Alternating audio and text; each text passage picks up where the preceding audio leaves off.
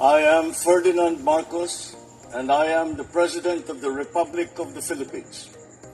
I stand today on behalf of 110 million Filipinos. Hello Universe, it's me again. Shout out sa inyo mga beswa, sa mga Marcos Lily supporters Filipino and OFW.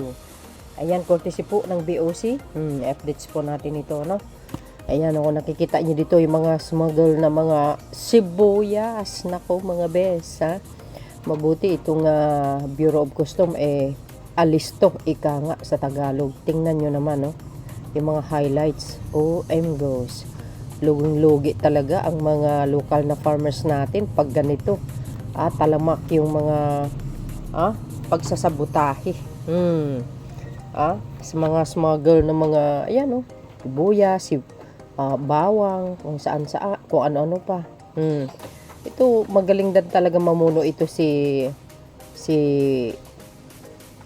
BOC Commissioner ni Pomosino. Galing, no? Ito guys, sabi dito, babasahin po natin. Ayan, no? Tingnan nyo yan, no? Grabe, no? Wow. Ang laking halaga na ito, mga kababayan. Bakit ginagawa nilang ganito, no? Siguro iwas pagbayad ng malaking tax, no? Saka mabibinta nila ng mas mahal. Nako po. My goodness. Sabi dito mga kababayan, today is June 4, 2026. Sabi dito mga best, ayan. Courtesy po ng BOC Philippines, BOC bust 35.4 million agree. Smuggling haul in Nueva Ecija. Wow. Custom Commissioner Aliel P. Pomosino, NBI Director Atty. Melvin A. Matibag lead the inspection of 35.4 million worth of imported agriculture product size from a cold storage facility in Nueva Ecija as a part of efforts to enforce custom laws and support food security.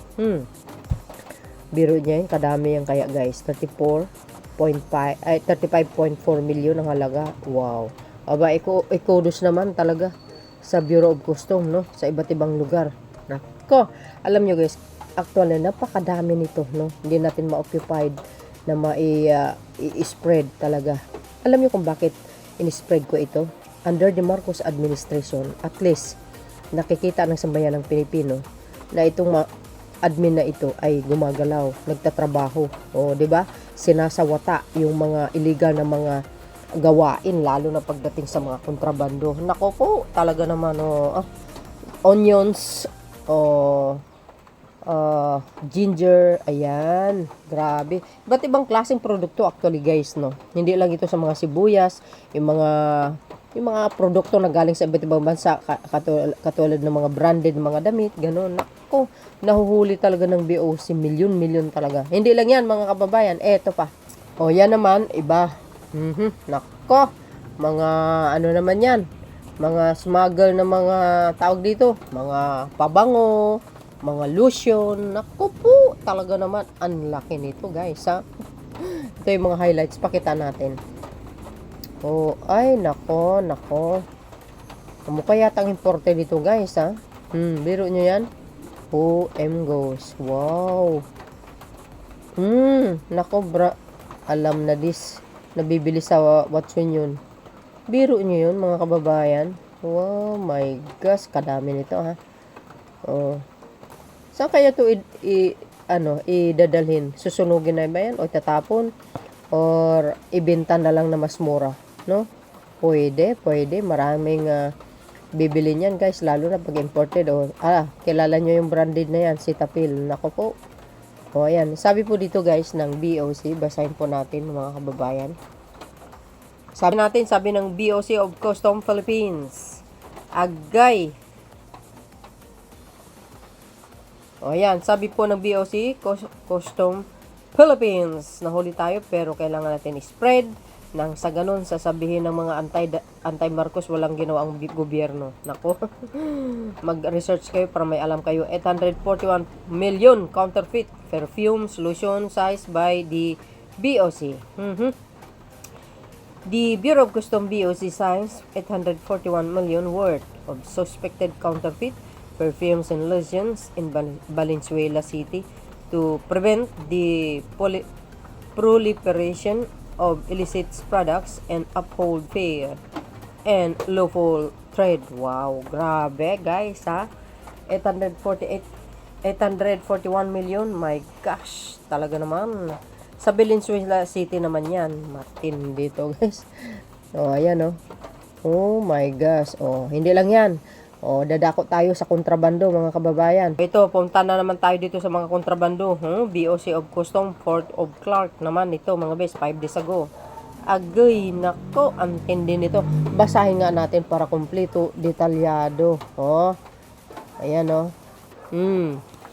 Kasi masilan si Whitey. Ayaw niyang pinapakita yung image ng kontrabando mga beswa.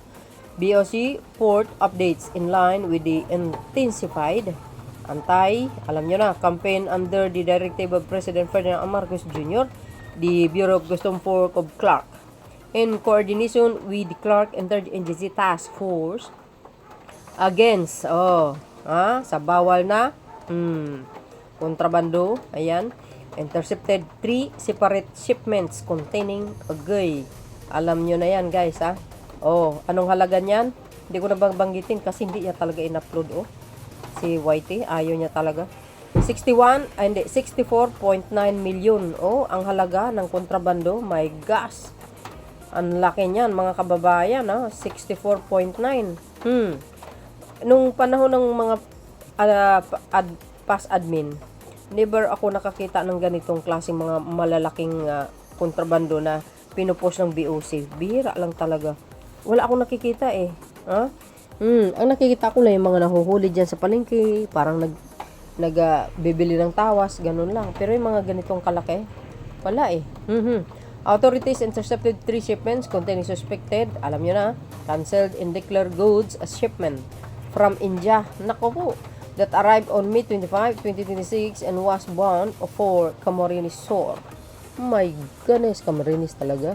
Declare and industrial pistons, which yielded approximately 6,800 grams worth of 4.2 million hidden inside piston during examination on May 26. A shipment from Liberia that arrived on May 2026 and was bound for Cavite declared as car parts, mga car parts, which contain approximately 432 grams worth 2.9 million concealed inside wheel hubs during examination on May 25 and shipment from Africa that arrived on May 22.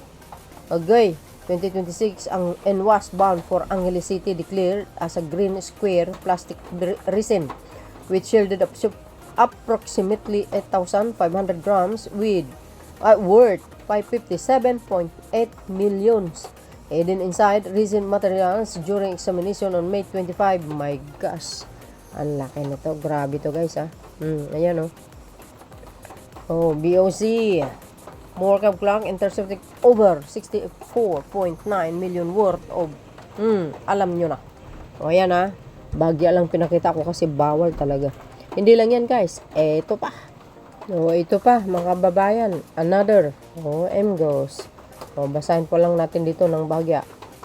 Sabi dito mga kababayan, BOC News today, the BOC niya sa 6.4 million worth of kontrabando guys. Nako, in continuing effort to strengthen border protection ng CARB, the entry of illegal na pursuant the directive of President Ferdinand Marcos Jr., the Bureau of Customs Ninoy Aquino International Airport, ayan, together with the Philippines, ayan, which is ang PDEA and NAIA Interagency Agay Task Group, uncovered assorted suspected agay, bawal na kontrabando from 5 unclaimed inbound parcels at the Central Mail Exchange Center, Agay, Pasay City on May 26, 2026.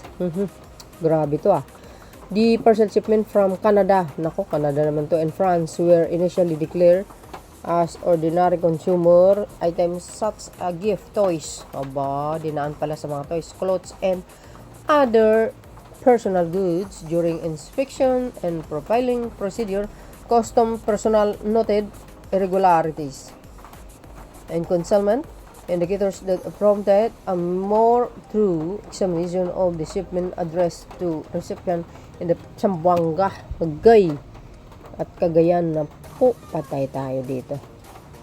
Yan o. Pero may examination of the parcel led to the discovery of approximately 946 gram of agay. Meridian di ini. Oh, tsaka species. High quality itong meridian 600.6. Oh, may tablitas pa talaga. And 789 grams of extano. Parang kantay. 10 grams of suspected. Ayun, alam nyo na. Oh, 114 grams of agay. Nako po. And 184 grams of unidentified brown substance with a combined estimated value of 6,447,550. Nako po, ayan guys ano po ang kapalagayan nyo? Mapalagay? Well. Dapat mapalagay kayo kasi nagtatrabaho sila ng maayos. Ang lalaki niyan guys sa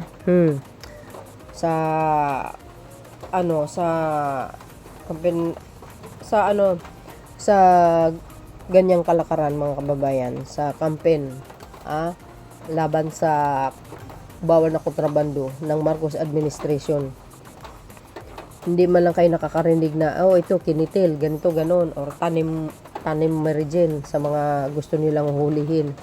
Kasi nga may reward system Grabe nung panahon na yun. Pero sa panahon ni Pangulong Marcos Jr., yung kanyang war on drugs, wow, ang ganda. Daming nahuhuli kaya.